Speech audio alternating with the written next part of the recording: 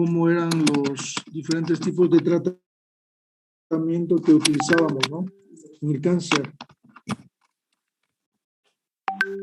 ¿Sí recuerdan sobre la cirugía?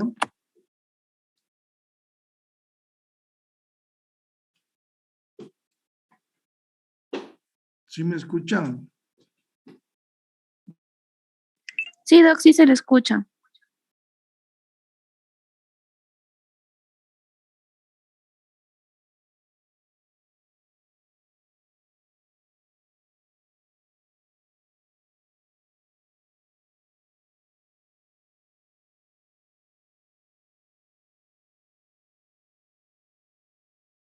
He cambiado de computadora, por eso es que estoy un poquito demorado, ¿no?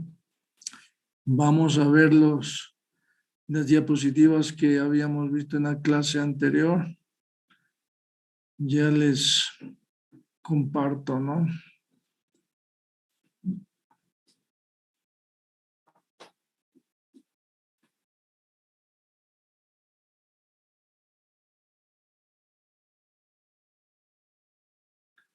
Muy bien. Entonces ya estamos con las diapositivas. ¿Quién me recuerda entonces el tratamiento quirúrgico? ¿Para qué nomás nos servía?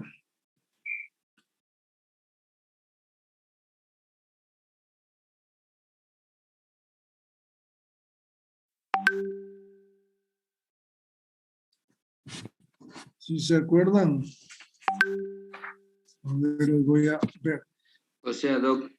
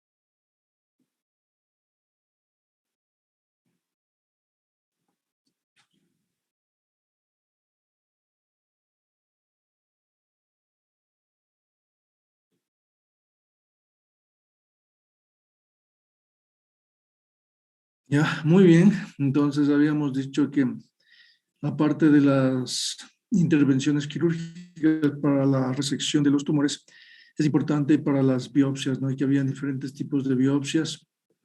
Entre ellas habíamos hablado de la biopsia por aspiración con una aguja fina, que habíamos dicho que es una técnica que se usa especialmente en muy pocos casos, ¿no? Como la aspiración de un tumor o de un nódulo tiroideo, de un quiste de tiroides, o también en algunos casos de aspiración de ganglios que aparentemente tienen características de metastásicos, de ser metastásicos, pero sin embargo habíamos dicho que en lo posible cuando hay un ganglio abordable o que está, digamos, a la superficie, lo ideal es hacer una biopsia abierta, porque eso permite que podamos hacer un estudio histológico del tejido, poder también hacer tinciones como la inmunistoquímica, incluso poder hacer una PCR, una secuenciación, etcétera, ¿no? O sea, muchos estudios se pueden hacer en esas biopsias, pero en cambio, si es que no hacemos estos estudios en una aspiración es muy difícil, ¿no? Y además necesitamos que los patólogos que están viendo la citología sean personas muy experimentadas que puedan reconocer las células muy bien. Cuando no tienen mucha experiencia pueden pasarse por alto las células y por lo tanto no se llega a ningún diagnóstico, o sea, en definitiva no nos sirve, ¿no? Entonces, lo que hacemos es dañar la muestra, que en este caso sería el ganglio, y ya después ese ganglio no puede ser utilizable. Entonces, de lo posible, cuando son ganglios superficiales, es mejor hacer la biopsia. Bueno, es importante que tomen nota también de las cosas que les parecen a ustedes que no han entendido o que les parecen interesantes, para que también podamos conversar cuando están en las prácticas, ¿no? Porque hay algunas cosas que a veces veo que no les queda muy claro o que también les quedan dudas o tienen más preguntas, entonces es mejor que ustedes escriban en una libreta para que luego podamos conversar o también consulten, ¿no? Entonces, eso en relación a la aguja fina. También habíamos dicho que hay una biopsia de aguja gruesa, que es una biopsia core o también se llama trucut. Entonces, esta es una aguja más grande que va a tomar tejido. Es un cilindro de tejido lo que se toma, ¿no? Ya no son células. Entonces, ese tejido igual nos permite hacer todo lo que podríamos hacer con una biopsia abierta. También habíamos hablado de biopsias en sacabucados, pero especialmente para tumores de la piel, y también biopsias incisionales y excisionales, ¿no? Entonces, ¿cuál era la diferencia entre una incisional y una excisional? ¿Quién me dice? Doug, la excisional es más, se retira una mayor parte del tejido. La incisional solo es como una pequeña porción, una pequeña partecita. Y es como un puño. Ya más o menos como una cuña, ¿no? Muy bien, entonces esa era la diferencia. También habíamos dicho que es importante realizar podríamos hacer una resección primaria, ¿no es cierto?, de las lesiones que pueden ser no solamente las tumorales, sino también incluso las metastásicas, ¿no? Habíamos hablado de que hay algunos tumores en los cuales se puede ver, o mejor dicho, se puede hacer una resección que se conoce como citorreducción, por ejemplo, en el ovario o en el cáncer también de renal, de riñón. Entonces, en esos tumores especialmente se pueden hacer citorreducciones, es decir, quitar lo que más se puede de tejido maligno y luego hacer el tratamiento complementario con quimioterapia, por ejemplo. También hay las resecciones de tejidos premalignos, ¿no es cierto?, que sabemos que son tejidos que pueden degenerar y pueden convertirse en lesiones malignas y que pueden darnos problemas. Entonces, eso también es importante.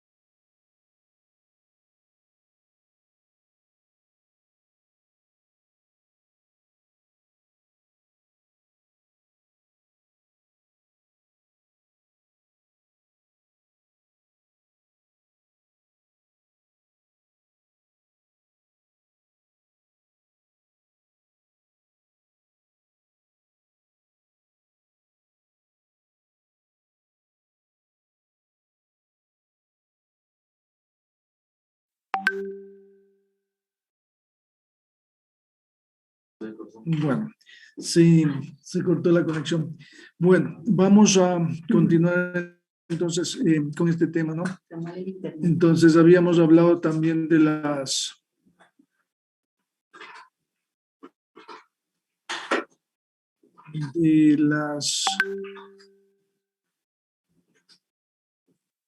cirugías laparoscópicas, ¿no? Y también habíamos hablado de una cirugía que era a nivel que es una derivación, se podría decir, de la cirugía laparoscópica, que son las cirugías por robot o robóticas. Entonces, cirugías que también pueden hacerse, cirugías paliativas y también obviamente funcionales, ¿no?, con reconstrucción estética. Y obviamente también habían otras como son las ablativas, que ya habíamos mencionado, especialmente en tumores hepáticos se utilizan estos, ¿no? Como la crioterapia, que se usa congelación de los tejidos. Tenemos también la radiofrecuencia y las microondas. Entonces, esto es importante también de recordar. Y también, obviamente, la cirugía servía para las intervenciones quirúrgicas emergentes, como sucede, por ejemplo, en la perforación intestinal. Doc, disculpe que le moleste. Lo que pasa es que no se están compartiendo las diapositivas. Ah, no se están compartiendo. Ya les veo. Bueno, estamos solamente recordando, ¿no? Entonces, ya están compartiendo, ¿no? Entonces, hay también lo que les decía, cirugía de emergencia en casos, los más comunes casos en los cuales se interviene de emergencia en cáncer, porque generalmente en cáncer, o siempre diríamos, en cáncer debe haber una planificación, ¿no? No se puede hacer una cirugía, digamos, emergente o una cirugía sin planificación, porque hay un riesgo muy grande de cometer errores, de que no se reseque totalmente el tumor, de que se reseque el tumor en una forma parcial, de que se reseque el tumor en una forma, digamos, inadecuada, ¿no? Entonces, por eso es que siempre en los tumores, sobre todo malignos, debe haber una planificación, debe haberse realizado exámenes para una estadificación, por ejemplo, las tomografías, como ya les había mencionado, resonancias magnéticas y en algunos casos el PET scan incluso. Todo eso se necesitaba realizar para que no se pueda cometer errores o no se llegue a cometer errores, porque hay ocasiones en que se hace una cirugía sin haber hecho, por ejemplo, las tomografías para ver si es que no hay una metástasis y resulta que si hay metástasis ya no se puede operar. O se ha hecho la cirugía y luego se encuentra posteriormente, al realizar inmediatamente después la tomografía, se encuentra que ha habido metástasis. Entonces eso es de mal pronóstico, o eso lo que se encadena es que este proceso tumoral se expanda, se disemine de una forma mucho más rápida y mucho más rápida y además más amplia, y por lo tanto resulta ser perjudicial para el paciente y además que no le sirve de nada, ¿no? Entonces, hay operaciones que se pueden hacer también, por ejemplo, en caso de una perforación intestinal, en la cual sí se hace de emergencia, pero lo que se hace es simplemente una derivación, ¿no? Lo que se hace es, por ejemplo, una colostomía, una yeyonostomía, una ileostomía, lo que esté al alcance para darle la posibilidad al paciente de que continúe, darles calidad de vida y luego posteriormente planificar en caso de que sea operable la cirugía o simplemente darle una terapia no adyuvante, por ejemplo, de tipo quimioterapia o radioterapia, y posteriormente ya darle el tratamiento definitivo. Entonces eso también hay que tomar en consideración. Y otra cosa que hay que tener en consideración es también que obviamente en las obstrucciones intestinales esto es común encontrar en tumores, especialmente que se encuentran a nivel de intestino, de colon, pero también en casos de tumores metastásicos, ¿no? Bueno, también pueden haber complicaciones como la enterocolitis neutropética, en las cuales se puede necesitar que se realice un procedimiento quirúrgico. Y obviamente la obstrucción biliar, las hemorragias, también taponamiento cardíaco, síndrome de vena cava superior, son procedimientos en los cuales se intervienen quirúrgicamente o hay intervenciones de tipo quirúrgico o invasivo en las cuales se tiene que realizar, ¿no? Y obviamente lo que también les había indicado, que para casos de una compresión de médula espinal, igualmente se hace una cirugía descomprensiva de emergencia, ¿no? Esas sí son cirugías emergentes porque ustedes saben que si la médula ósea no se descomprime o va a producirse una destrucción de las raíces nerviosas y obviamente va a haber una parálisis irreversible o un daño irreversible, ya no va a haber una función, ya no se recupera la función, ¿no? Entonces esas sí son cirugías que deben realizarse incluso en cuestión de horas, ¿no? Lo mismo sucede en cateterismo venoso central, que puede ayudarnos también la cirugía, los catéteres arteriales, para colocación de sondas de alimentación enteral, que es muy común, sobre todo en cáncer, por ejemplo, de esófago y de estómago, y también en algunos otros tipos de cáncer, pero especialmente en estos gastrointestinales, ¿no? Y lo que ya les había dicho, en estos casos se coloca una gastrostomía, una ionostomía o una ileostomía, ¿no? Bueno, entonces, eso en relación a la utilidad que nos dan la cirugía en general, ¿no? También tenemos los principios de radioterapia, que ya les había dicho que los pacientes, para que puedan recibir una atención óptima de sus tumores, deben ser tratados de una forma con un equipo multidisciplinario, ¿no? Entonces, el éxito de este tratamiento radica en justamente tener estos equipos multidisciplinarios, de poder tener una comunicación directa con los patólogos, con los radiólogos, con los radioterapeutas, con los cirujanos, con los médicos de diferentes especialidades, ¿no? Dependiendo del tipo de tumor. Entonces puede ser un internista, puede ser un gastroenterólogo, etc. Entonces, mientras más rapidez y facilidad que tengamos de poder hacer este equipo multidisciplinario, de comunicarnos con estos especialistas, con otros especialistas, para que se puedan hacer una serie de exámenes rápidamente, o se pueda discutir los casos y se pueda hacer en una forma conjunta los tratamientos, es mejor. En la medicina en general, la medicina moderna, lo que realmente lleva a que se produzcan éxitos es esto, ¿no? Trabajo en equipo, y en particular en el cáncer, ¿no? Entonces siempre vamos a estar relacionándonos con los cirujanos, siempre con los radioterapeutas, y también obviamente con anatomopatólogos, con radiólogos, y también con laboratoristas, ¿no? Por ejemplo, especialistas de medicina en biología molecular y también en inmunología molecular, que son temas que estamos viendo todo el tiempo a través de las técnicas de inmunohistoquímica, para ver el tipo de tumores que hay, ¿no? Entonces, esto es importante de tomar en consideración. Entonces, la radiación, hay varios tipos de radiación. Por ejemplo, tenemos la radiación que se utiliza para la radioterapia de tipo paliativo y la radioterapia de tipo curativo. La radioterapia de tipo paliativo es aquella que nosotros damos en dosis bajas y en un periodo corto. Por ejemplo, durante una semana se les da 2 grays, ¿no? 2 miligrays, y se puede dar durante 5 días. Eso es, por ejemplo, para poder hacer una hemostasia.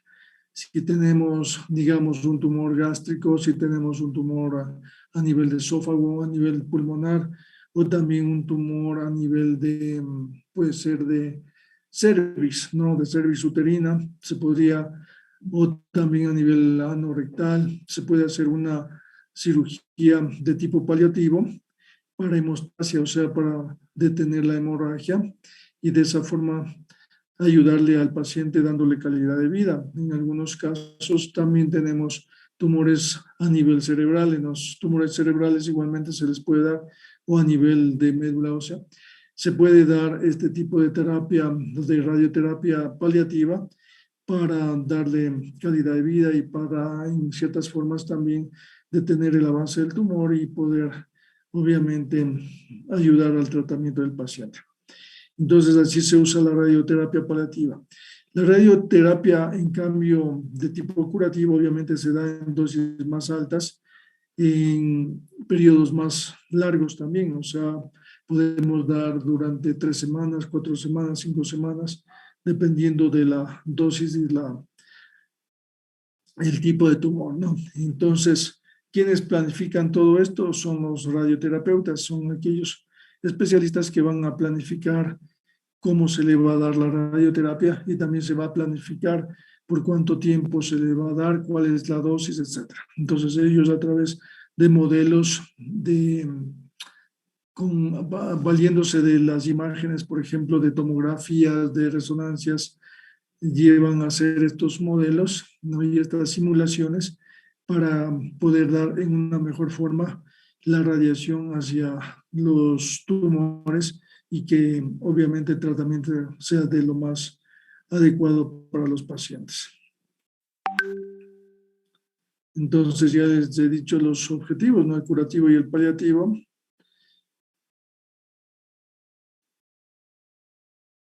Entonces la prescripción siempre va a haber una, como ya les decía, una evaluación de la extensión del tumor, ¿no es cierto? Cuáles son los estudios radiológicos que se han hecho. Entonces, también se va a ver un conocimiento de las características del tumor, ¿no es cierto? Selección de las modalidades terapéuticas, la definición del objetivo terapéutico, también determinación de la dosis óptima de la radiación y del volumen que se va a tratar, y la evaluación del estado general del paciente. Entonces, todo eso, en todos los tratamientos, obviamente se va a hacer eso también, pero especialmente en este tipo de tratamientos de tumores, ¿no? También tenemos los principios radiobiológicos de la radioterapia. Entonces, nos dan una probabilidad de controlar el tumor, ¿no? Y también puede haber una enfermedad subclínica y obviamente es necesario tomar en consideración todos estos aspectos para poder planificar estos tratamientos. Entonces, bueno, como ya les decía, se dan dosis diferentes de acuerdo al tipo de tumor, al tamaño, etcétera. Y ejemplos, en algunos casos se dan 60 grays, en otros se dan 75 a 80 grays, o en otros van a darse menos dosis incluso, ¿no? Pero todas esas son dosis que se distribuyen más o menos en un promedio de 2 grays por día. Entonces, si es que tenemos 80 grays, entonces recibirán 40 días, ¿no? De radioterapia. Se da generalmente todos los días y más o menos a la misma hora del tratamiento.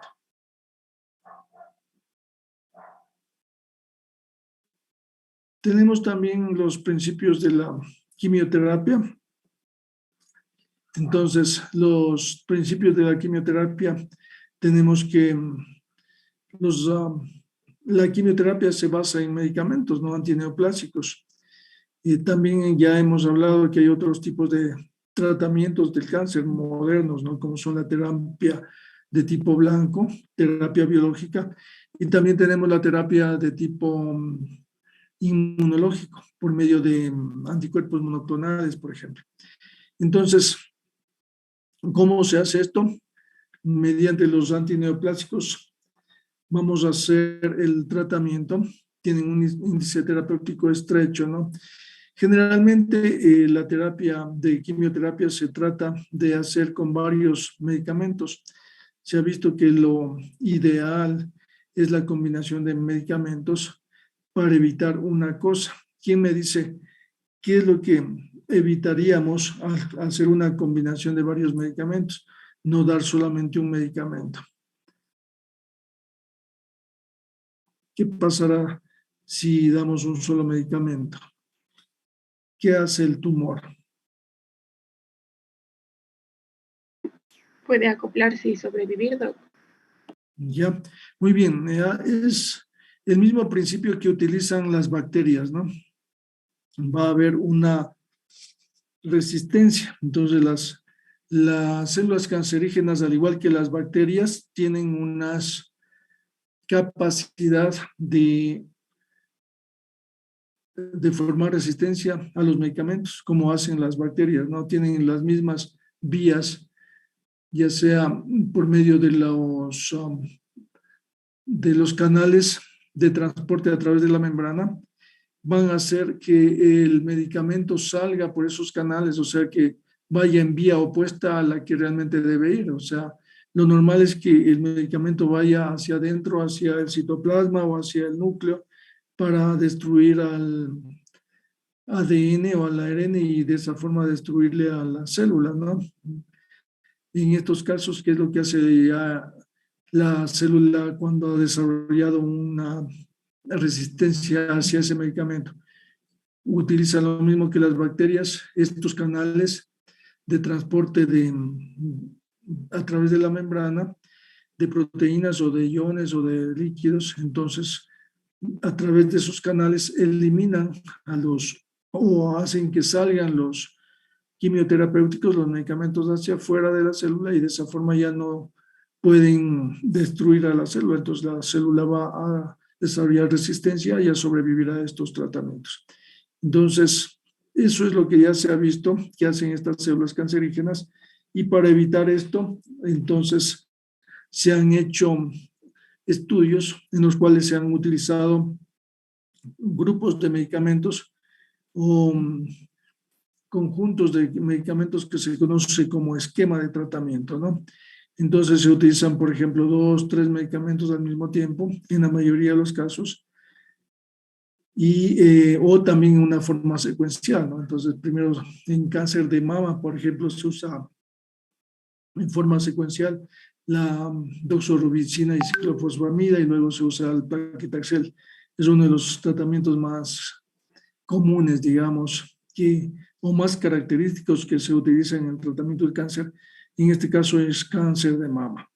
Entonces, de esa forma se evita, ¿no? Hay otros en los cuales se usan 3 medicamentos, 4.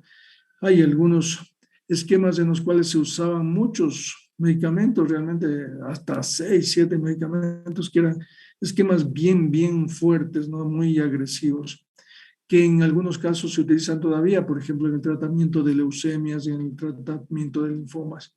Se pueden usar varios medicamentos al mismo tiempo, y de esa forma se hace más efectiva, y también se evita esta resistencia frente a las células tumorales, ¿no?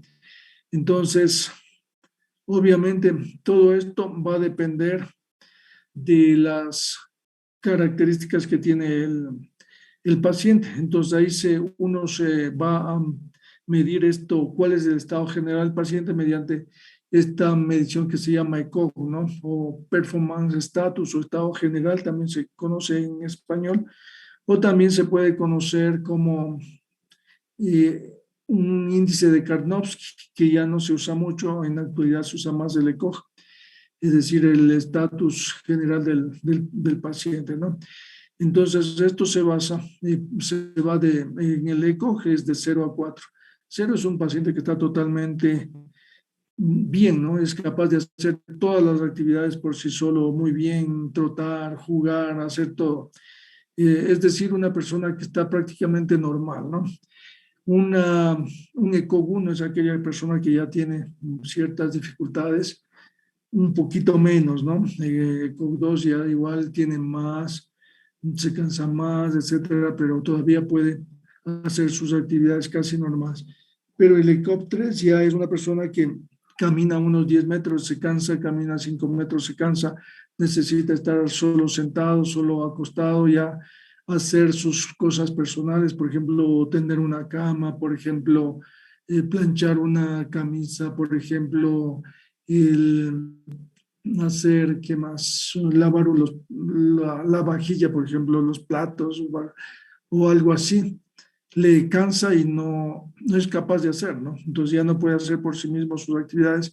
Incluso bañarse ya le resulta muy difícil. Entonces eso es ya un ECOG 3. Y un ECOG 4 es cuando ya las personas realmente no pueden hacer prácticamente nada por sí mismas, que prácticamente están solo sentadas o están solo en cama, y son incapaces incluso de hasta casi de alimentarse por sí solos, ¿no? Aparte de eso, hay que tomar en cuenta la masa corporal, si es que está caquético, si está obeso, obviamente si es que la función cardíaca, la función renal, la función hepática están bien, cómo están las células sanguíneas también, si es que no tiene leucopenia, si no tiene trombocitopenia, si no tiene anemia. Todo eso hay que tener en consideración para poder realizar un tratamiento de quimioterapia.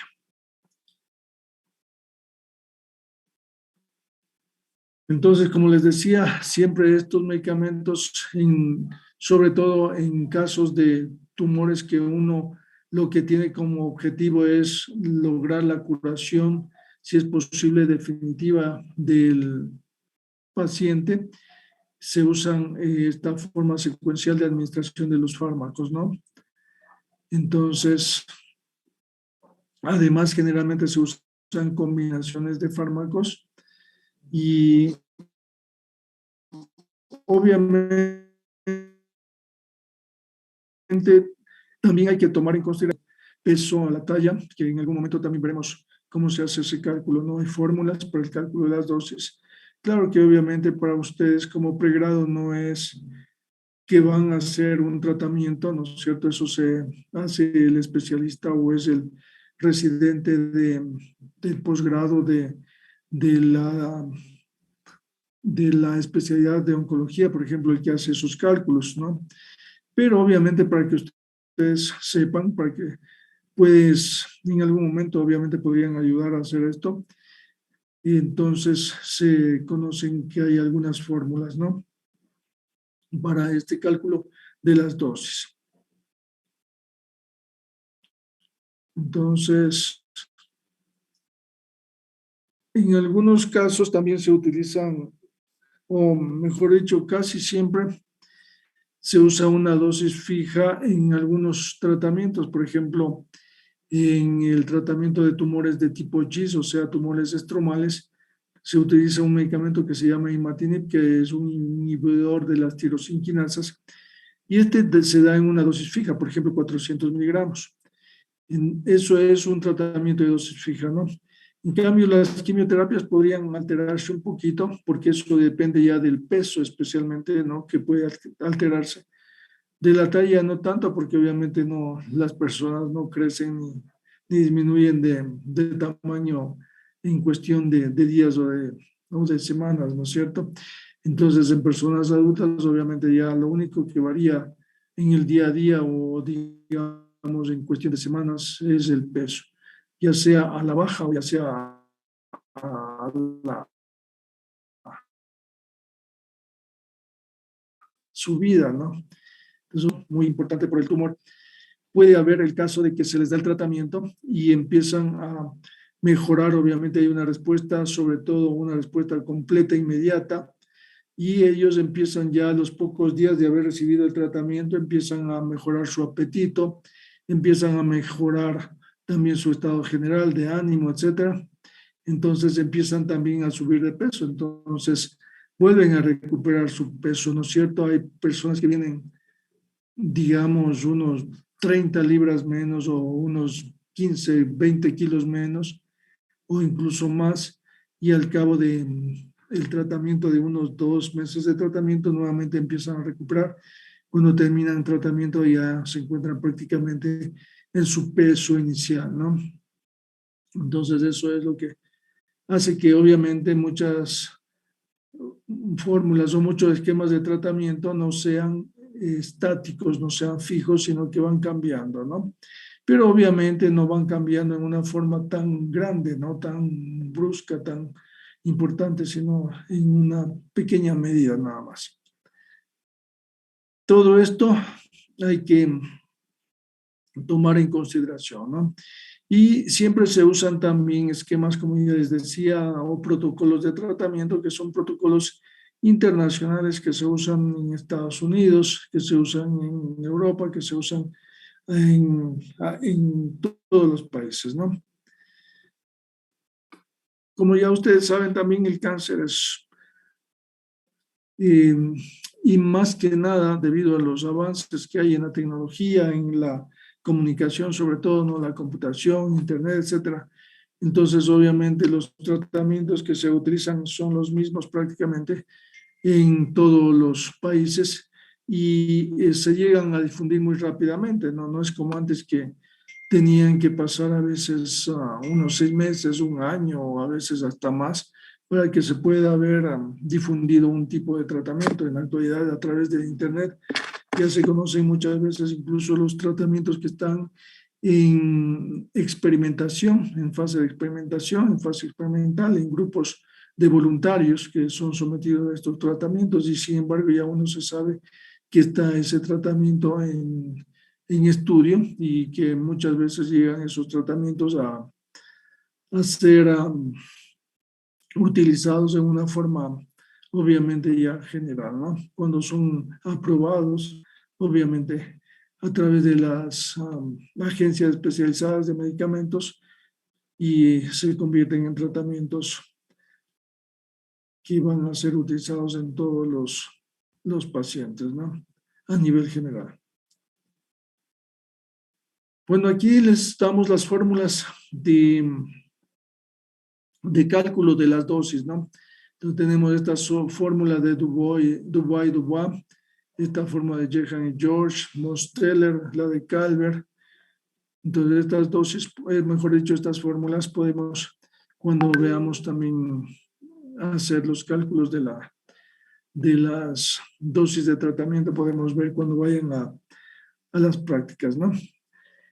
Y como les decía también, las dosis se van manipulando de acuerdo a las circunstancias, ¿no es cierto? Por ejemplo, hay pacientes que les damos el tratamiento y bajan totalmente las defensas y no se recuperan totalmente o bajan de peso o tienen digamos, una edad elevada, una edad avanzada. En esos pacientes podría ser necesario hacer un reajuste de las dosis, entonces se pueden hacer cálculos y se pueden disminuir, por ejemplo, el 10% de la dosis. En algunos casos se puede llegar hasta el 25%. Más del 25% obviamente se puede disminuir, pero no es aconsejable porque podría convertirse en una dosis poco efectiva, ¿no? Pero lo ideal es obviamente que se dé una disminución de un 5 o 10% de la muestra que ya, o de la dosis que ya se estaba utilizando. Bueno, también se podría considerar la dosis de acuerdo a los pacientes, si tienen amputaciones, si son obesos, ancianos, disfunción hepática, disfunción renal, etc. Pero todo esto obviamente se toma en consideración en estas fórmulas, ¿no? En esto, y como les digo, en la disminución de los porcentajes que ya hemos hablado, del 10%, 25%, 30%, etcétera, de acuerdo a si tiene una malfunción hepática o renal, o si es que tiene o si son ancianos, como ya les había dicho, o si son obesos, pero en estos casos es más el peso y talla. Entonces ya como en la fórmula de Dubois, lo que usamos es el peso y la talla, obviamente, ya la dosis viene ajustada según la edad. En una persona obesa puede ser entonces calculada. Tal vez puede ser difícil en una obesidad mórbida en el cual el paciente casi no se puede mover prácticamente, ¿no? O no hay unas balanzas adecuadas para pesarlas, pero son ya casos muy especiales, no son muy comunes esos casos. Bueno, y también lo que les había dicho, como ha avanzado tanto el tratamiento del cáncer, en la actualidad se pueden usar estos medicamentos que son los inhibidores de las tirosinquinasas. También se pueden usar los anticuerpos monoclonales, que son un tipo de terapia inmunológica. Y bueno, eso es lo que podríamos decir en relación al tratamiento, ¿no? Los inhibidores de tirosinquinasa, como ya lo indicamos anteriormente, van a inhibir la unión de un ligando o de un factor de crecimiento al receptor de tirosinquinasa a nivel de la membrana, y de esa forma impiden que se produzca una proliferación celular, por ejemplo. O puede ser también que estos inhibidores actúen sobre el factor de crecimiento, impidiendo que se una el factor de crecimiento, o también impidiendo que se active el receptor, etcétera. Entonces hay formas diferentes, ¿no? Puede ser a nivel de membrana, puede ser intracelularmente a nivel de citoplasma, en receptores de citoplasma, que pueden actuar estos inhibidores. También tenemos los inhibidores de los checkpoints o de los puntos de control. Y tenemos también los anticuerpos monoclonales y los inhibidores de otras tirosinquinasas, como el factor de crecimiento de endotelial vascular, ¿no? VEGF, o el factor de crecimiento de plaquetas. Entonces todos esos pueden ser inhibidos, pueden ser bloqueados. Y tenemos también los anticuerpos monoclonales, ¿no? Que ya hemos dicho que actúan directamente actúan sobre los receptores, ¿no? Y evitan que se unan los ligandos para que se pueda estimular la proliferación de las células. Esas son entonces las formas más importantes de tratamiento que tenemos y que vamos a seguir ampliando cuando veamos los diferentes tipos de tumores y también cuando veamos sobre todo en este caso la forma de tratamiento, ¿no?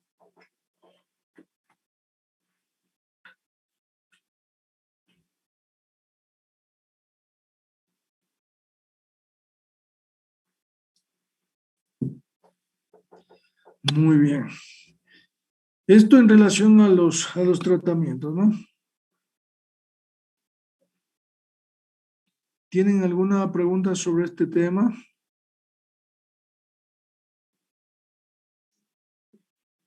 Doc, una pregunta. En cuanto a ¿cuándo podríamos nosotros considerar o se debería considerar solo el uso de un solo fármaco en cuanto a la quimioterapia?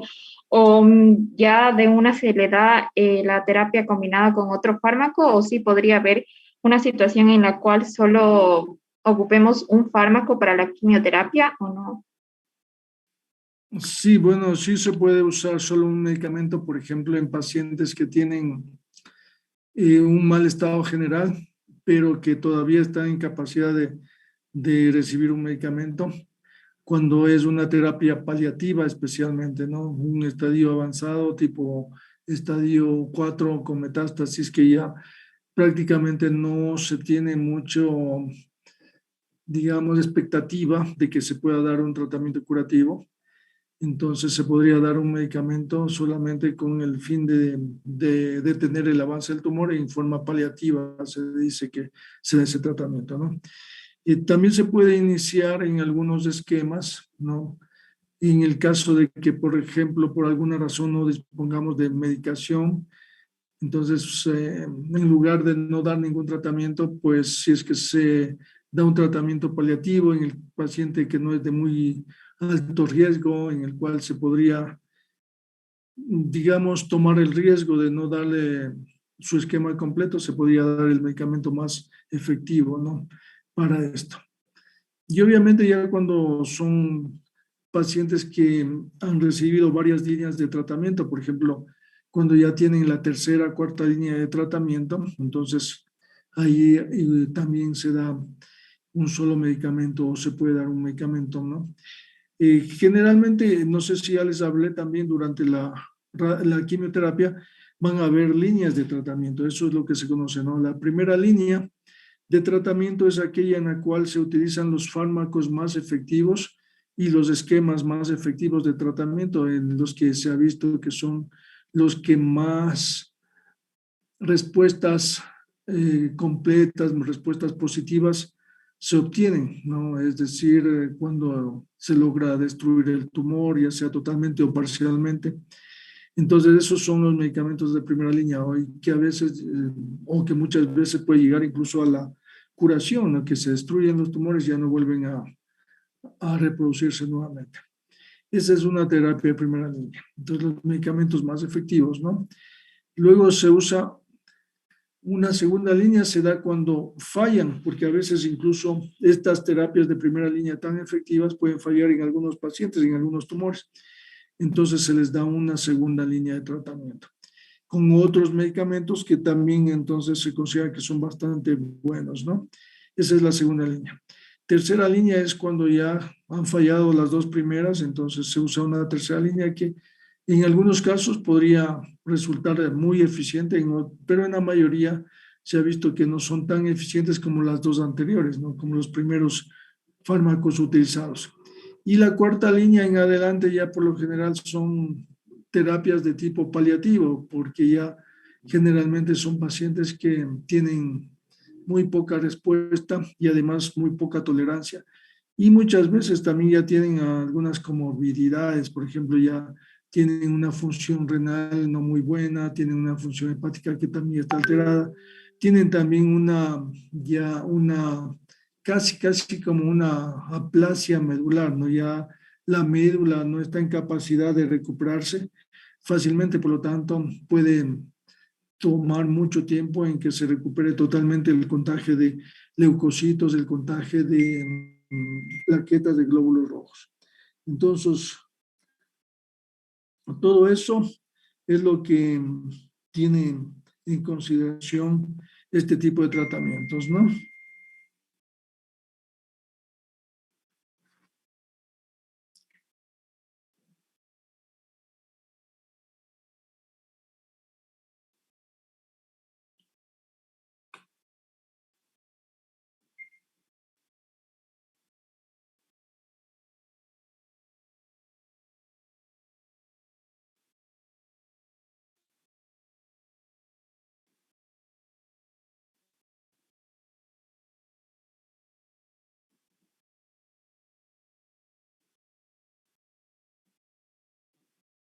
O sea, los tratamientos que son de tipo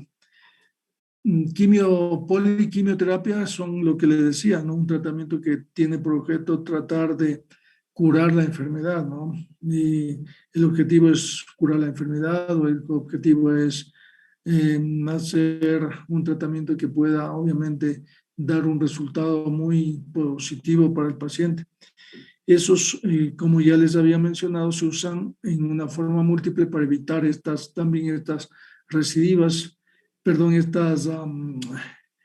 las resistencias, ¿no? La resistencia que se usan, como habíamos hablado de las bacterias, igual las células tumorales también hacen resistencia. Entonces, para evitar eso y también para favorecer la destrucción del tumor, de la célula tumoral, entonces como que se potencian los medicamentos y se ve también que son medicamentos, o se ha visto medicamentos a través de los estudios que se potencian y a la vez dificultan la resistencia por parte del tumor a los mismos. Entonces, en esos casos se usa, ¿no? Y obviamente siempre se usa también la combinación con la radioterapia. Generalmente puede darse la radioterapia antes de la quimio, puede darse después de la quimio, puede darse conjuntamente con la quimio, ¿no? Entonces hay combinaciones también de este tipo de tratamientos. Y tenemos obviamente también los otros medicamentos que igualmente se utilizan, ¿no? Las terapias blanco-biológicas que les había dicho, las inmunológicas. En un inicio se van estudiando los medicamentos en una forma individual, entonces, por ejemplo, se usa solamente inmunoterapia y terapia blanco, pero luego posteriormente se va utilizando también o se van ensayando, ¿no? Combinaciones de inmunoterapia con quimioterapia, combinaciones de inhibidores de tirosinquinasa con inmunoterapia, etcétera. Entonces, igual se ha hecho esquemas en los cuales se utiliza medicamentos de quimioterapia, fármacos, con medicamentos blancos, por ejemplo, de inhibidores de tirosinquinasas y también, pues, con esta terapia inmunológica. Entonces, ya, en la actualidad ya se hacen combinaciones de todos estos tratamientos y se ve también cuáles son los mejores, ¿no? Para potenciar la respuesta y también para evitar la resistencia de parte de los tumores. Entonces, en la actualidad, los límites más bien están dados por la disponibilidad de recursos no económicos, porque como ustedes saben, estos medicamentos son muy costosos, sobre todo los biológicos y los inmunológicos y los medicamentos que están saliendo últimamente, que son más específicos y van a actuar sobre un punto específico del ciclo celular o de la célula. Estos medicamentos son muy costosos, ¿no? Entonces eso es una limitante. Por ejemplo, a veces se pueden usar combinaciones de inmunoterapia, por ejemplo, en el melanoma, ya veremos en algún momento, pero estos medicamentos son costosísimos. Por ejemplo, la aplicación de una dosis mensual puede costar 5, 10 mil, 20 mil dólares cada aplicación. Y si uso dos medicamentos, tres de la mismo tipo, entonces imagínense, estamos hablando de mínimo 15 mil, 10 mil dólares mensuales y en muchos casos hasta 50 mil, 100 mil dólares mensuales, lo cual es totalmente prohibitivo, ¿no es cierto? Y si es que eso hacen durante 6 meses, durante un año, muchos casos o más, imagínense, estamos hablando de millones solamente en un paciente. Entonces, por eso es que obviamente esos medicamentos se los tiene que escoger muy detenidamente. O sea, no se puede dar ese tipo de tratamientos de una forma totalmente desproporcionada o descoordinada o sin el estudio y la planificación adecuada. Entonces, siempre a esos pacientes hay que escogerlos muy detenidamente y también basados en los estudios de los receptores, en estudios moleculares, ¿no? Que sean positivos, que determinado receptor o determinado gen tenga mutación o no tenga mutación, etcétera. Todos esos conocimientos se deben tener en consideración, ¿no? Muy bien. ¿Alguna otra inquietud? Doc, sí, una pregunta. ¿Qué se le realiza a un paciente que ya tuvo resistencia a la medicación? O sea, tomando en cuenta que de primera le dieron solamente un fármaco, un antineoplásico. ¿Qué solución se le puede dar al paciente? También se les puede dar otros medicamentos igual, ¿no? O sea, igualmente puede darse un solo medicamento en secuencia, ¿no? Entonces se puede dar otros medicamentos, igualmente puede ser individual. Pero como les decía, eso se usa sobre todo en pacientes que ya tienen una cuarta línea de tratamiento, o sea, ya han recibido muchos politratados, ¿no? Han recibido muchos tratamientos y lo que se hace es más bien un tratamiento de tipo paliativo, ¿no? Tratar de prolongar la vida nada más. Pero en tratamientos de pacientes que tienen un buen pronóstico, tienen un estadio no muy avanzado, tienen la posibilidad de curarse, obviamente lo ideal es hacer el tratamiento de poliquimioterapia, es decir, usar varios medicamentos como sucede en la mayoría de los esquemas de tratamiento o en casi todos los esquemas. La Gracias, doctor. utilización de un solo medicamento es más bien algo poco común, ¿no? O algo que se usa en casos muy especiales nada más. ¿Ya? Bueno, entonces, yo ya les había enviado el sílabo, ¿no? Entonces ya ustedes saben los temas. Esto es prácticamente la primera parte que les habíamos mencionado, la parte introductoria, ¿no? De los temas introductorios de la biología molecular, lo que ya hemos hablado. Y estaba pendiente de realizar otros estudios, mejor dicho, ya entrar en la segunda parte. Bueno, dentro del sílabo también se han elaborado ya las prácticas, ¿no? Entonces, obviamente hay algunos temas que son parte de las prácticas, por ejemplo, la elaboración de la historia clínica, ¿no? Entonces, la historia clínica es algo que obviamente se puede hacer la práctica cuando ustedes estén en las prácticas. Entonces, en las prácticas ya sería también conveniente cuando tengamos algún paciente que ustedes elaboren la historia clínica en borrador y luego para presentar, ¿no? Entonces, ustedes pueden elaborar la historia clínica y aprovechando cuando haya un paciente nuevo y entonces tienen que tomar en consideración todos los temas que habíamos mencionado, ¿no? Entonces, ¿cuáles son los temas que habíamos mencionado en la elaboración de la historia clínica? Habíamos mencionado qué cosas.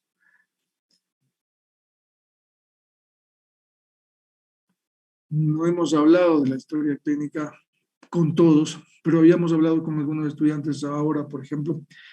Y la historia clínica oncológica es una historia clínica que se hace como en cualquier otra historia clínica, ¿no? Obviamente vamos a tener los antecedentes, bueno, las dos partes, la anamnesis, el examen físico, los exámenes complementarios. Tenemos dentro de la anamnesis todos los pasos que se dan, ¿no? Antecedentes patológicos personales, antecedentes patológicos familiares, antecedentes alérgicos, antecedentes quirúrgicos, antecedentes de tipo gineco-obstétrico en mujeres. Tenemos también los hábitos, ¿no es cierto?, alimentario, defecatorio, miccional, tabaquismo, alcoholismo, drogas. Tenemos también eso dentro de los antecedentes. Y dentro de estos antecedentes, obviamente, es muy importante en el cáncer saber la dieta, ¿no es cierto?, qué tipo de dieta tiene. Debemos saber también qué tipo de químicos han estado en contacto, por ejemplo, el tabaco, el alcohol, pero aparte de eso podemos necesitar saber de drogas, tenemos también medicamentos que pueden ser cancerígenos, ¿no? O que pueden predisponer al desarrollo de tumores. Tenemos también algunos químicos con los cuales ya hemos hablado, que pueden haber estado en contacto los pacientes, por ejemplo, los derivados de los hidrocarburos, ¿no es cierto? Por ejemplo, de la gasolina, derivados que se combustionan con la gasolina, con el diésel, con todo lo que es los combustibles derivados de petróleo, de los hidrocarburos. Ya habíamos mencionado el benceno, ¿no es cierto? El benceno, etcétera. Habíamos hablado también de otros, los metil, ¿qué cosa? ¿Quién recuerda? Ese químico. El Dinitrosaminas. trinitrotolueno. Dinitrometilpropano. No, dinitrosaminas. Bueno, bueno, también el propano, bueno, ya hemos hablado de muchos químicos, ¿no es cierto? Que pueden, hay pacientes que pueden estar o que pueden haber estado muchos años en contacto, ¿no? Y que no necesariamente desarrollan inmediatamente el tumor, sino después de, ya hablamos 10, 15, 20 años, ¿no es cierto? Entonces, muchas veces dicen, estuve muchos años en contacto con el humo, por ejemplo, hay señoras que han cocinado con leña y han estado en contacto con humo durante muchos años, desarrollan un problema pulmonar, ¿no? Un tumor pulmonar, por ejemplo, cáncer pulmonar. No es muy común, pero puede suceder. Tenemos, obviamente, el tabaco, ¿no es cierto? Tenemos también algunos pacientes que están, por ejemplo, que están trabajando en las plantaciones. En las plantaciones ustedes saben que también hay los insecticidas, los pesticidas, etcétera, que son químicos que pueden también estar directamente en contacto con las personas, ya sea a través de la piel o inhalando, ¿no es cierto? Y eso puede también causar problemas, ya sea de tumores a nivel de piel, pueden haber linfomas, pueden haber tumores de tipo hematológico, como los linfomas, las leucemias, que pueden estar relacionados. Entonces, obviamente, por eso es importante los antecedentes de tipo personal, ¿no? Y los antecedentes familiares también muy importante, por ejemplo, en el cáncer de mama hereditario, que la mamá, las tías maternas, que los tíos paternos tengan cáncer también, digamos, de próstata, por ejemplo, que tengan cáncer de ovario, cáncer de mama, cáncer, las abuelas, ¿no? O las tías, etcétera, las hermanas de esa señora o de esa chica que tiene el cáncer de mama, es muy importante porque eso es un predisponente a un tumor de tipo hereditario. No es muy común, los tumores hereditarios, ya veremos, de mama son aproximadamente 5 o 8%, pero estos son los más agresivos, ¿no? Se presentan en mujeres más jóvenes y por lo tanto, además de eso, son de un genotipo mucho más agresivo y por lo tanto es muy importante tomar en consideración estos factores. Entonces, todo esto hay que tener en consideración cuando hablamos de antecedentes personales y antecedentes familiares. Entonces, eso es importante. O sea, una historia muy bien realizada debería tomar en consideración una dieta que probablemente puede predisponer a estos tipos de cáncer. En la dieta, por ejemplo, para cáncer de recto y colon, ¿cuál sería un alimento predisponente? ¿Quién me puede decir? ¿Han leído, han escuchado? ¿Qué alimento es predisponente o no es aconsejable?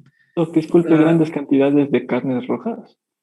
Ya, muy bien, carnes rojas. ¿Qué más relacionado con carnes mismo?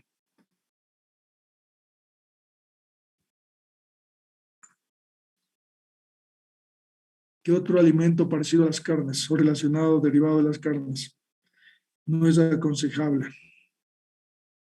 Embutidos. Embutidos, muy bien, más que nada embutidos, ¿no? Entonces los embutidos incluso es mucho peor que las carnes rojas. Entonces las grasas, ¿no? En general también leche y derivados, etcétera. Eso no es muy aconsejable de que se utilice en una forma masiva y continua. Entonces eso es importante, por ejemplo, tomar en consideración, ¿no? Como ustedes ven. Y estos son algunos hechos que ya están demostrados, están estudiados, que se ha demostrado la relación, ¿no? Cáncer de mama también, las grasas, ¿no es cierto? ¿Qué más en el cáncer de mama? ¿Qué otra cosa en antecedentes personales tendríamos que tomar en consideración, por ejemplo?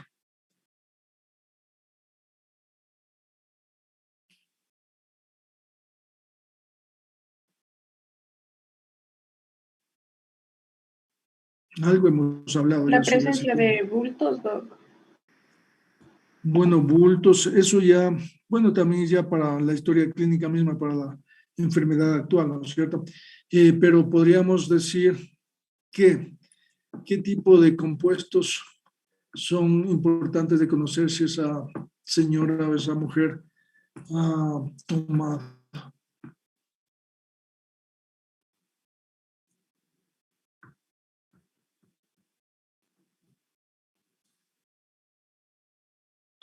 Los anticonceptivos, ¿no?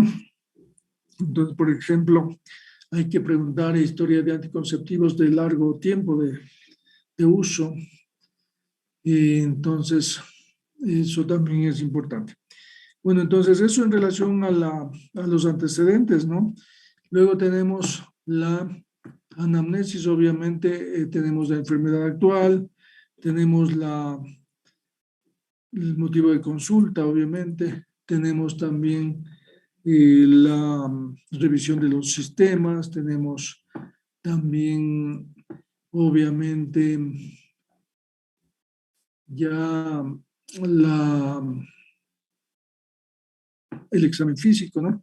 Entonces, todo eso es parte de la historia clínica, que es igual, como les digo, pero en la parte de oncología, entonces, debemos poner énfasis en esos pequeños detalles, ¿no? Como, por ejemplo, si ha tenido bultos en algún lado, no solamente en la mama, sino, o también cambio de color de lunares, sangrados, ¿no es cierto? Ya sean en la boca, frecuentes, o sangrados de tipo epistaxis, o sangrados anales, sangrados vaginales, sangrados también al orinar, ¿no? Uretrales, etcétera.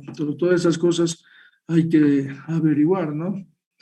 Y especialmente cuando no hay cuando hay un tumor que no tiene un origen determinado cuando está en estudio. Entonces, el, el realizar una anamnesis muy completa es muy útil, ¿no? Muy importante. Entonces, ya dentro del examen físico, ustedes saben igual que cualquier otro examen físico, de pies a cabeza, el examen físico, ¿no?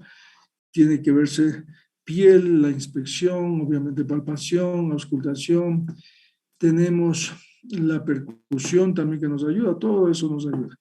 Por lo tanto, cuando van a una práctica o a un hospital, tienen que irse con lo más elemental, que es un tensiómetro, un fonendoscopio, si es posible un termómetro, si es posible un oxímetro también en estos tiempos. Ya es un poquito más fácil obtener o conseguir comprarse un oxímetro, ya no son tan caros, incluso los termómetros hay de todo tipo, ¿no es cierto? Entonces ya es más fácil y obviamente es importante, ¿no? El hacer esto. ¿Qué más podríamos hablar de la historia? ¿Alguna pregunta sobre historia clínica? Bueno, ya ustedes están en esto estudiando, ¿no es cierto?, en todas las áreas. Claro que en algunas áreas les darán ciertos les darán ciertos tips sobre su área específica, ¿no es cierto? En caso de endocrinólogo, les va a decir, bueno, van a ver, por ejemplo, tales características que se ven en la diabetes o en el hipotiroidismo, hipertiroidismo, etcétera, ¿no es cierto? En cambio, en el cáncer igual, en gastroenterología les dirán algo sobre lo que tiene que ver con el aparato gastrointestinal y así sucesivamente en cada una de las áreas van a haber algunos datos importantes que deben saberse, conocerse, pero que en definitiva son un conjunto, ¿no es cierto? Que es un conjunto, un médico general, un internista, también un interno rotativo, debe ver todas las cosas en conjunto. Y obviamente es importante que tenga en cuenta estos pequeños tips, digamos, para tomar en consideración a los pacientes de acuerdo a las características que se presenten, ¿no? ¿Alguna pregunta, comentario sobre esto de la historia clínica? Creo que no hay mayor cosa que decir en relación a este tema, ¿no?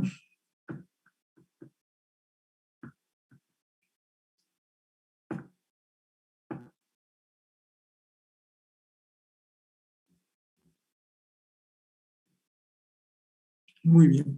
Entonces, cuando acudan a las diversas prácticas, obviamente a las rotaciones tienen que llevar el instrumental mínimo, ¿no? Para que puedan también poder escuchar, ¿no? Poder auscultar, poder tomar la presión, etcétera. Que es la forma de que van a poder practicar también, ¿no? Después, si no, no van a poder practicar y obviamente va a ser más complicado para ustedes. Eso es importante, obviamente. Al inicio yo les he pasado y les paso por alto, aunque ya estamos en la segunda semana y no les había pasado, pero ya desde esta semana ya no les voy a pasar por alto que vayan a una práctica sin su instrumental básico, ¿no? Porque obviamente a algún paciente van a poder auscultar, van a escuchar a sus pulmones, etcétera, su corazón, a tomar la presión arterial. Hay pacientes que obviamente tienen cáncer y no solamente tienen cáncer, sino también tienen hipertensión, tienen diabetes, tienen hipotiroidismo, hipertiroidismo, etcétera, ¿no? Entonces, pueden también en algún momento necesitar tomar la presión arterial. Hay que distinguir también en cuanto al diagnóstico diferencial. Obviamente, características, por ejemplo, hay pacientes que tienen presión arterial alta y que está descontrolada, que no está bajo control, y pueden tener cefaleas. Entonces, una cefalea puede ser también por una metástasis a nivel de cerebro, ¿no? Entonces, hay que distinguir, o sea, si sabemos que este paciente tiene cáncer, distinguir a ver si es que, primero las características de la cefalea, pero ya, además de eso, distinguir si es que también puede tener otras enfermedades o ser causada por otras razones, como por ejemplo puede ser por la hipertensión no controlada, por estrés o también por migrañas, etc. Entonces, todas esas características en cada uno de los síntomas y signos, obviamente hay que ir haciendo el diagnóstico diferencial, las posibles causas, ¿no? La etiología. Eso es importante también de recordar cuando se hace una historia clínica, cuando se hace un análisis de la historia clínica, el diagnóstico diferencial incluso de los síntomas, ¿no? De cada uno de los síntomas. ¿Qué más podríamos decir en relación a este tema? Entonces, en el diagnóstico del cáncer, ¿cuál es el que nos qué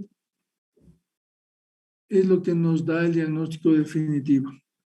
De un 100%, excepto que haya un error humano de la persona que hace el examen.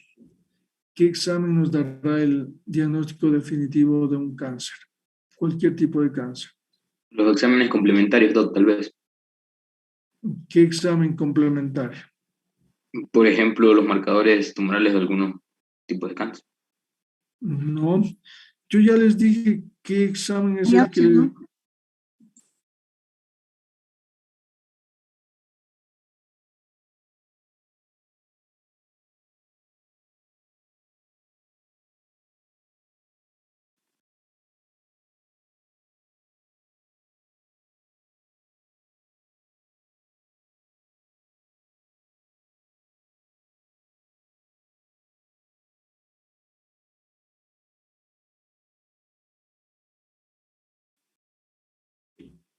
la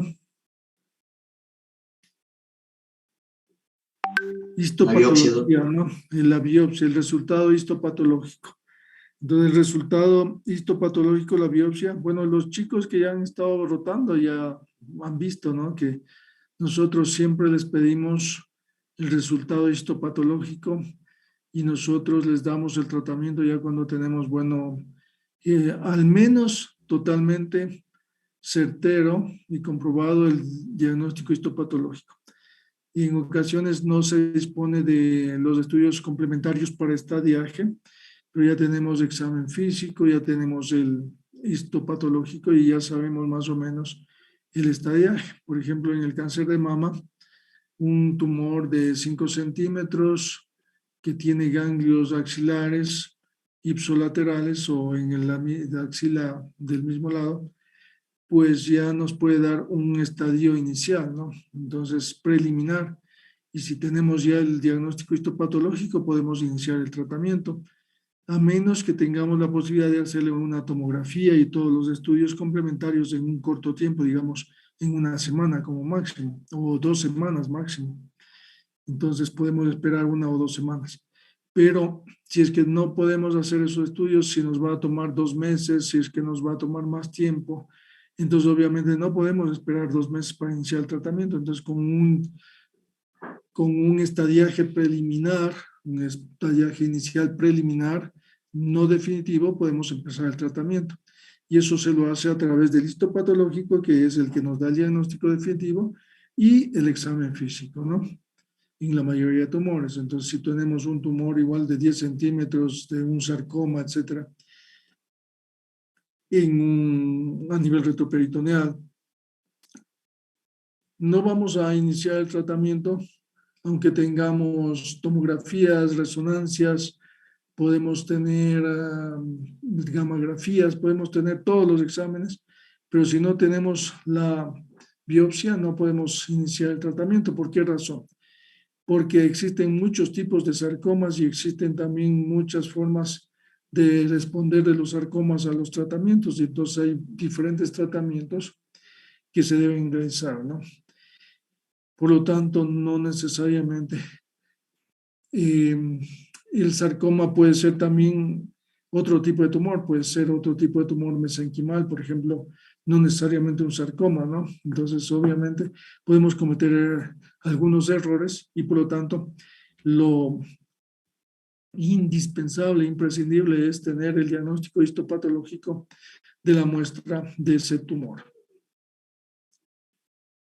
Sin eso no se puede empezar, solo en casos especiales, ¿no? En casos especiales donde tenemos, por ejemplo, marcadores como el PSA muy elevado, digamos, en 1000 o 2000, tenemos unas metástasis óseas, tenemos agrandamiento de la próstata y tenemos obviamente muchos signos que nos pueden llevar a pensar que es un cáncer de próstata, pero es uno de los pocos casos en los cuales podemos empezar sin tener biopsia, ¿no? Y que no se pueda hacer la biopsia o que ya esté tan avanzada la enfermedad que obviamente el darle un tratamiento que prácticamente va a ser paliativo le puede ayudar al paciente. Entonces, en esos casos se da un tratamiento, ¿no? O cuando ya realmente la vida del paciente está comprometida. Por ejemplo, tenemos unos exámenes que nos hacen pensar mucho en que es un tumor germinal o es un tumor como un linfoma, y ya la paciente prácticamente o el paciente prácticamente pueden morirse. Entonces podríamos basarnos en los estudios que no son la histopatología para dar un tratamiento, pero todo, ¿no? Todo en conjunto, la historia clínica, examen físico, estudios complementarios, todo eso, marcadores tumorales, todo eso nos puede ayudar, pero basados en una forma, digamos, muy alta, en una probabilidad muy alta de que sea ese el diagnóstico. En casos en los cuales existen también diferentes tipos de tratamientos o que un tumor puede ser de diferentes tipos y que los tratamientos son diferentes para esos diferentes tipos de tumores, obviamente lo ideal y lo más aconsejable es tener la biopsia, ¿no? Porque si no se puede cometer errores. Hay tumores, digamos, en pulmones, que puede ser un tumor neuroendocrino, puede ser un tumor escamocelular, puede ser un tumor de un adenocarcinoma, puede ser de otro tipo. Entonces, cada uno de ellos puede tener un tratamiento diferente, ¿no? Entonces, puede no responder ese paciente a ese tratamiento. Por lo tanto, necesitamos la historia clínica, incluso la inmunistoquímica de ese tumor para poder iniciar el tratamiento. Entonces, son poquitos los casos en los cuales se puede iniciar un tratamiento sin tener el histo patológico en definitiva, ¿no? Como un resumen. Muy bien, entonces, como ustedes ya deben tener una clase por delante, entonces ya para terminar, entonces desde la próxima clase vamos a empezar las presentaciones, ¿no? Basados en el sílabo que ya les he mandado, los temas que van a ir de las clases teóricas. Como les habían dicho, pueden hacer los grupos de 5, son 25 estudiantes, pueden haber 5 grupos. Luego vuelven a repetir, ¿no? Los temas hasta que terminamos algunos temas. Algunos temas les voy a dar yo les daría con anticipación, ¿no? Qué tema les voy a dar para que no preparen en esa fecha. Eso por un lado. Por otro lado, también para las prácticas deben igualmente ya estar preparados, ya tienen también en el sílabo los elementos que se van a tomar en consideración o los parámetros para las prácticas igualmente ya deben tomar en consideración. Desde la próxima clase ya les voy a tomar también muy en cuenta las actuaciones y también la lista, ¿no? Entonces, bueno, les voy a tomar lista para irles conociendo, ¿no? Entonces, Josué Aldaz. ¿Está presente? Sí, Doc, sí está presente. Hace un ratito me había escrito, me dijo que estaba con un problema del micrófono, pero sí está en la clase. Bueno, Santiago Bravo.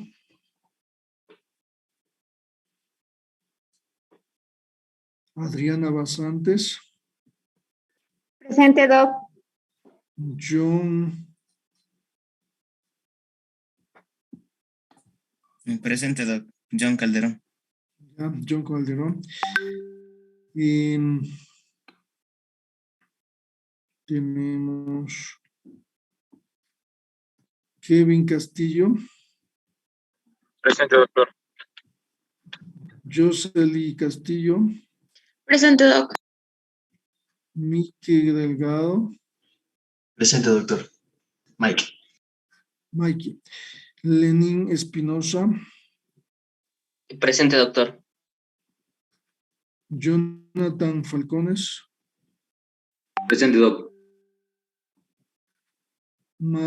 Madeleine Ferrer. Presente, Doc. Bayardo Fuentes. Presente, doctor. Muy buenas tardes. Buenas tardes. Carla García.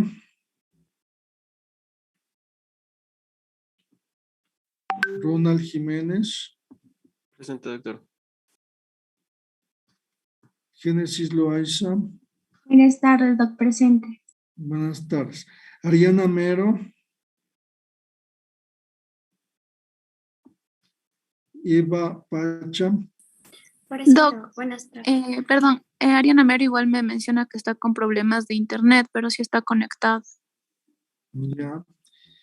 Y Harold Pazmiño. Buenas tardes, Doc. Presente. Doc, Carla García me menciona que estaba hablando, pero que no funciona su micrófono. Sí estaba presente, me parece. Ya. Bueno, Isaac Piliapa. Buenas tardes, Doc. Presente. Sandy Pulatasig. Buenas tardes, Doc. Presente. Buenas tardes. Jordi Ruilova. Carla Salazar. Presente, Doc. Buenas tardes. Buenas tardes. Byron Sánchez. Presente, doctor. Buenas tardes. Buenas tardes. Milena Silva. Buenas tardes, doctor. Presente. Pierre Ubidia. Buenas tardes, doctor. Presente. Buenas tardes. Camila, sí está. Muy bien. Entonces, eso sería todo por hoy, ¿no? Ya saben entonces cómo vamos a continuar.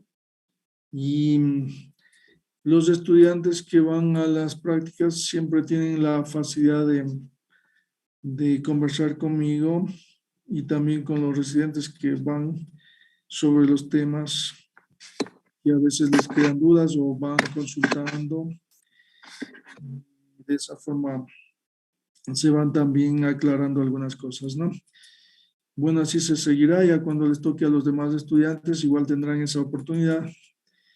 Entonces, es algo que deben aprovechar también, ¿no? Participar para que no sea solamente algo que van a ver o a escuchar, sino que también discutir.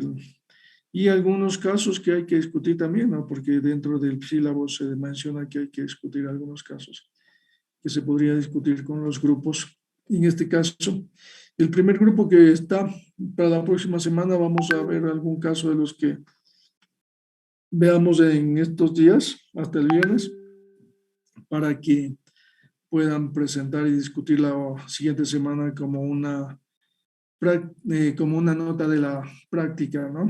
De la rotación. ¿Ya? Doc, una pregunta. Los casos igual presentarían en las horas de rotación, ¿no es cierto? Sí, claro, en la hora de rotación. Ajá. Ah, ya. Listo, Doc. Ya. Muy bien. Entonces, eso sería todo por hoy. Continuamos el día martes y mañana con los chicos que les toca la práctica. Bueno, también si es que hay alguna estudiante o algún estudiante con sospecha de que tenga COVID, tiene que no asistir a las prácticas porque en el momento en que se sepa que han tenido y que no se han aislado, o han asistido, entonces va a haber problemas, no conmigo, sino con el hospital y con los pacientes, etcétera. Entonces, es mejor que no acudan, ¿no?, a la práctica, porque eso perjudicaría a todos ustedes. Entonces, ahí ya definitivamente les prohibirían la entrada y eso ya sería muy malo, ¿no? Entonces, eso nada más como un comentario por si acaso, ¿no?